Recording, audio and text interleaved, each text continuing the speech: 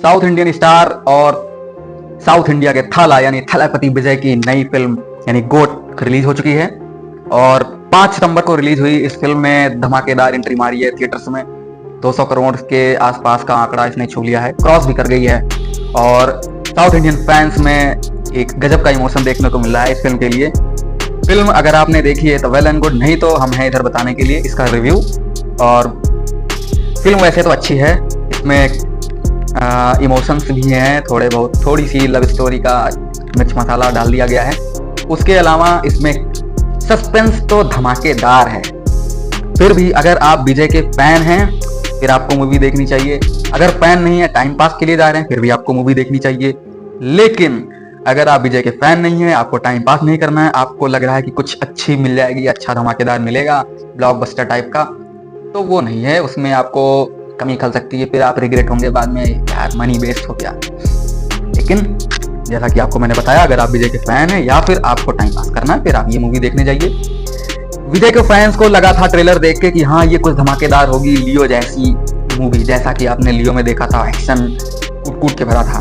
लेकिन वैसा नहीं है। अगर विजय की बीस्ट फिल्म आपने देखी होगी तो बस सिंपल सा वैसे ही है। बस बीस्ट में थोड़ा इंटरेस्टिंग नहीं था क्योंकि उसमें सस्पेंस बिल्कुल ना के बराबर दिखता है, लेकिन इस फिल्म में आपको सस्पेंस पूरी फिल्म में दिखेगा। आप बस यही सोचोगे अरे अगला सीन क्या होने वाला है।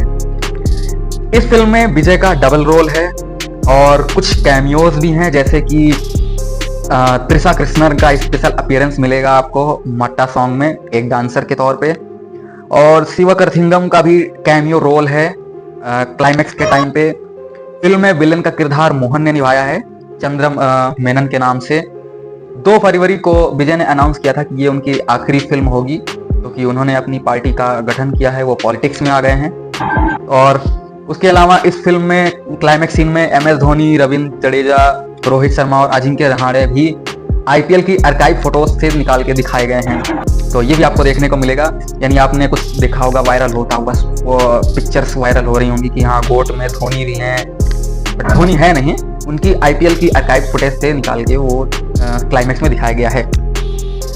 और उसके अलावा साउथ इंडिया की एक्ट्रेस कनिका यानी दिव्या वेंकट सुब्रमण्यम अय्यर का भी कैमियो है मेनन की पत्नी के रूप में। ये फिल्म थलापति विजय की 68th फिल्म है और लास्ट फिल्म है अकॉर्डिंग टू हिम। और फिर फिल्म तो अच्छी है, आपको देखना है, पैसा वसूल ही है, ज़्यादा रिग्रेट नहीं होगा आपको कि फिल्म कैसी थी। और उसके अलावा कुछ थोड़ी बहुत हम स्टोरी बता देते हैं। फिल्म की स्टार्टिंग, फिल्म में 2 तरह के एरा दिखाए गए हैं, एक 2008 का सीन होता है और दूसरा 2024 यानी अब का सीन होता है। फिल्म में दिखाया गया है कि 2008 में विजय का नाम गांधी होता है और ये स्पेशल एंटी टेरर स्क्वाड यानी सैट्स के टीम मेंबर्स होते हैं और गांधी उनका यानी विजय लीडर होता है। और ये लोग दिल्ली में एक टूरिज्म डिपार्टमेंट, गवर्नमेंट की टूरिज्म डिपार्टमेंट में काम करने का ढोंग रखते रहते, मतलब सबको बताते हैं कि हम टूरिज्म डिपार्टमेंट में काम करते हैं, बट ये अंदर ही टूरिज्म डिपार्टमेंट के ऑफिस के अंदर इनका एंटी टेरर स्क्वाड चलता है, स्पेशल एंटी टेरर स्क्वाड। और ये 2008 में एक मिशन पर जाते हैं जहां पर राजीव मेनन जो कि सैट्स यानी स्पेशल एंटी टेरर स्क्वाड का पूर्व चीफ रहता है, उस पर देशद्रोह के आरोप लगे होते हैं और इस वजह से वो केन्या में एक ट्रेन में भाग रहा होता है, साथ में यूरेनियम बॉम्ब भी लिया रहता है। तो ये लोग उसको पकड़ते हैं और पूरी ट्रेन को उड़ा डालते हैं। फिर इनको लगता है कि राजीव मेनन मर चुका है और बाद में दिल्ली आते हैं। फिर इनको दूसरा टास्क दिया जाता है बैंकॉक में। फिर ये बैंकॉक में अपना टास्क खत्म करते हैं, पर साथ में गांधी ने गलती कर दी होती है कि वो अपनी फैमिली को भी साथ में ले जाता है बैंकॉक और वहाँ पर उसके ऊपर हमला हो जाता है। हमले में उसका बेटा मर जाता है जो कि 5 साल का होता है जीवन, लेकिन उसकी बीवी प्रेग्नेंट होती है तो वहाँ पर उसकी एक बेटी पैदा होती है। और उसके बाद गांधी इस हादसे के बाद से सैट्स यानी स्पेशल एंटी टेरर स्क्वाड को छोड़ देता है। फिर दिखाया जाता है सीन 2024 का। अब वो चेन्नई एयरपोर्ट पर इमिग्रेशन ऑफिसर के रूप में काम कर रहा होता है, लेकिन वो अपनी पत्नी से अलग रहता है, दोनों में झगड़ा उसका रहता है, पर उसकी बेटी एक कनेक्शन के रूप में दोनों के बीच में रहती है। फिर एक दिन उसका सैट्स का बॉस यानी नजीर मिलता है जो और मास्को में खुले दूतावास नए दूतावास के अधिकारियों को ट्रेनिंग देने को कहता है। गांधी मास्को जाने से मना करता है, लेकिन फिर किसी तरह नजीर उसको कन्विंस करता है और गांधी मास्को जाने के लिए तैयार हो जाता है। गांधी मास्को में जैसे ही दूतावास पर जाता है वहां उस पर हमला होता है हमले में एक मास्क पहने लड़के को गांधी पकड़ लेता है, लेकिन जब उसका मास्क निकालता है तो वो हैरान हो जाता है क्योंकि उस हमलावर का फेस बिल्कुल गांधी से मैच कर रहा होता है। फिर बाद में वो भाग जाता है, लड़का भागने में सफल होता है, लेकिन बाद में गांधी उसका पता लगा लेता है। फिर पता लगाने पे उससे बात करने में पता चलता है कि वो उसका ही बेटा है जो कि 2008 में बैंकॉक में मर गया था। गांधी अपने बेटे को लेकर वापस आ जाता है इंडिया और सब हंसी खुशी रहते हैं। गांधी कहता है कि अब जो दुख दर्द था वो मेरा खत्म हो गया, अब सब कुछ मिल गया मुझे, अब मुझे कोई चिंता नहीं। लेकिन फिर उस पर हमला होता है। नाजीर भी अचानक गांधी को जल्दी से एक मीटिंग के लिए बुलाता है, पर रास्ते में नाजीर पर हमला होता है और फिर मेट्रो में एक फाइट सीन होती है। इसके बाद गांधी तो पहुंच जाता है पर नाजीर मारा जाता है। वहां पर भी एक हमलावर जो रहता है वो हेलमेट पहने रहता है, लेकिन वो भाग निकलता है। फिर एक बार कोस्ट गार्ड वाले मॉस्को से आए शिप में कुछ संदिग्ध लोगों को पकड़ते हैं, जिसमें मेनन भी रहता है। उसकी पहचान करते समय रास्ते में गांधी फोन करके जीवन को सतर्क रहने को कहता है। जीवन सुनील की बेटी श्रीनिधि को किडनैप कर लेता है और फिर गांधी से शिप में पकड़े गए लोगों को छोड़ने के लिए कहता है। गांधी इनकार करता है, पर कल्याण उसकी बात ना सुनते हुए अधिकारियों से उन सभी को छोड़ने को कह देता है। फिर गांधी, सुनील और कल्याण श्रीनिधि को ढूंढने जाते हैं, पर वहां कल्याण चुपके से श्रीनिधि की हत्या कर देता है, जो कि सुनील की बेटी होती है।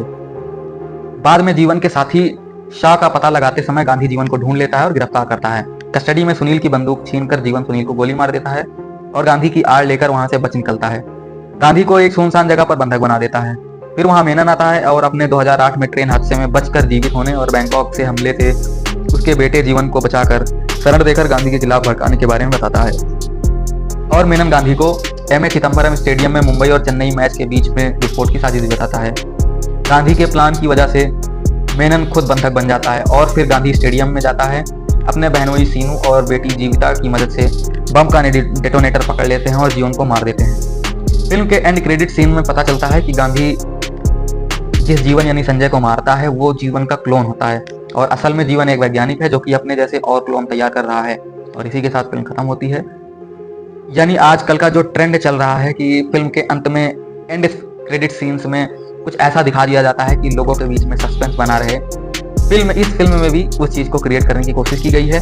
फिल्म में जीवन के क्लोन्स, डबल क्लोन्स, यानी अगर विजय के रोल्स को देखा जाए तो 5 रोल दिखाए गए हैं। इसी के साथ सस्पेंस भरी फिल्म खत्म होती है। अब आपको बता दें, इस फिल्म में योगी बाबू भी हैं, जिनको डायमंड बाबू के नाम से बताया गया है, दिखाया गया है। बीटीवी गणेश भी हैं जो राघवन के नाम से हैं। और विजय की बीवी का रोल निभाया है स्नेहा ने तथा उनकी बेटी का रोल मीनाक्षी चौधरी, जो कि श्रीनिधि के नाम से होती हैं। विजय को जो अब उसका बेटा जीवन मॉस्को में मिलता है, असल में उसका नाम संजय रहता है। विजय के जो सेट्स वाले दोस्त रहते हैं उनमें पारसनाथ होते हैं जिनका नाम सुनील होता है। प्रभु देवा हैं कल्याण के नाम से। अजमल अमीर का नाम अजय है तथा गांधी यानी विजय के बॉस होते हैं जयराम सर, जिनका नाम नसीर है। विजय के साले का किरदार निभाया है प्रेमजी आमरेन ने। इसके अलावा इस फिल्म में आपको मालविका शर्मा, सुडगली लैला, वैभव रेड्डी, गांजा कुरुप्पुलु, योगेंद्रम, अजय राज, अरविंद, आकाश कन्हैया और अजय घोष भी हैं। फिल्म को डायरेक्ट किया है वेंकट प्रभु ने और प्रोड्यूस किया है एजीएस एंटरटेनमेंट ने। ये फिल्म पॉलिटिक्स में एंट्री के बाद विजय की पहली फिल्म है और विजय की आखिरी फिल्म भी है। इस फिल्म को चेन्नई, थाईलैंड, हैदराबाद, श्रीलंका, पौंडीचेरी, तिरुवनंतपुरम, रसिया और यूनाइटेड स्टेट्स में शूट किया गया था। म्यूजिक है युवन शंकर राजा का, सिनेमाटोग्राफी है सिद्धार्थ यूनुनी की और इसका टोटल बजट था 400 करोड़ का। ये फिल्म इंडिया की one of the most expensive films में से एक है। ट्रेलर तो बाकी आपने देखा होगा, जिन्होंने मूवी देख ली है वो तो उनके लिए तो अच्छी बात है। अगर आपने मूवी नहीं देखी है तो हमें निकाल कर जरूर देखें, बट मूवी आपका पैसा वसूल जरूर करेगी।